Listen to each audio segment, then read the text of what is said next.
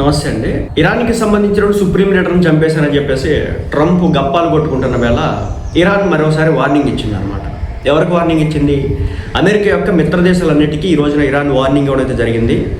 ఆశ్రయం ఇస్తే భారీ మూల్యం తప్పదు. గల్ఫ్ దేశాలకు ఇరాన్ వార్నింగ్. ఎవరికి ఆశ్రయం ఇస్తే గల్ఫ్ దేశాలు వేసేస్తారంటుంది, ఇంకెవరిని? అమెరికా వాళ్ళని. సో ఇరాన్ ఇజ్రాయెల్ యుద్ధం మరింత ముదిరింది. యుద్ధానికి అమెరికా కొంత విరామం ఇస్తున్నప్పటికీ ఇజ్రాయెల్ మాత్రం ఇరాన్పై విరుచుకుపడుతూనే ఉంది.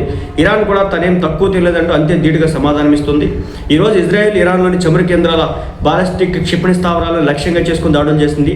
ఈ క్రమంలోనే ఇరాన్ మరోసారి గల్ఫ్ దేశాలకు సీరియస్ వార్నింగ్ ఇచ్చింది.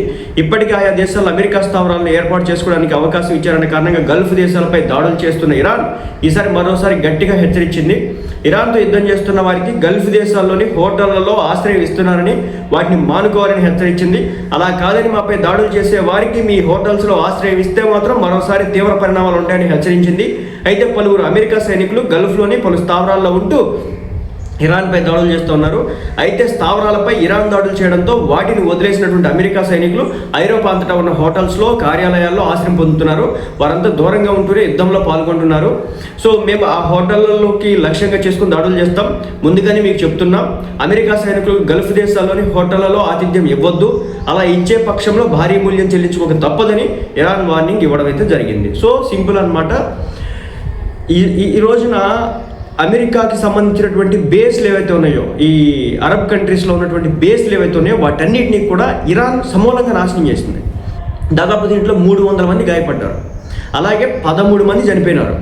అలాగే F-35 ఫైటర్ జెట్లను లేపేసింది 3-4. అలాగే ఏదైతే ఫ్యూయల్ క్యారియర్స్ ఉంటాయో వీటన్నిటిని కూడా లేపేసింది అనమాట. అది కూడా నేను అటాక్ చేసింది. అలాగే అబ్రహం లింకన్ అని చెప్పేసి వీళ్ళ యొక్క ఎయిర్ క్రాఫ్ట్ క్యారియర్ అనమాట, అతిపెద్దది అనమాట యుఎస్కి సంబంధించి, దాని మీద కూడా అటాక్ చేసింది. సో ఇలా 1 కాదు 2 కాదు అన్ని చోట్ల అటాక్ చేయడంతో ఏం చేస్తున్నారంటే ఇప్పుడు అమెరికా సైనికులు వెళ్ళి ఆయా దేశాల్లో, గల్ఫ్ దేశాల్లో ఉన్నటువంటి టాప్ హోటల్స్ ఉంటాయి కదా, వాటిల్లో తింటా ఉంటా దీని మీద యుద్ధం చేస్తూ ఉన్నారనమాట ఇరాన్ మీద. దాంతో ఇరాన్ ఇప్పుడు వార్నింగ్ ఇచ్చిందనమాట, మిమ్మల్ని మేము వదిలిపెట్టడం ఇలాంటి పనులు చేస్తే కనుక. మరి యుద్ధం ఎడదారి తీసుకెళ్తుందో చూడాలి.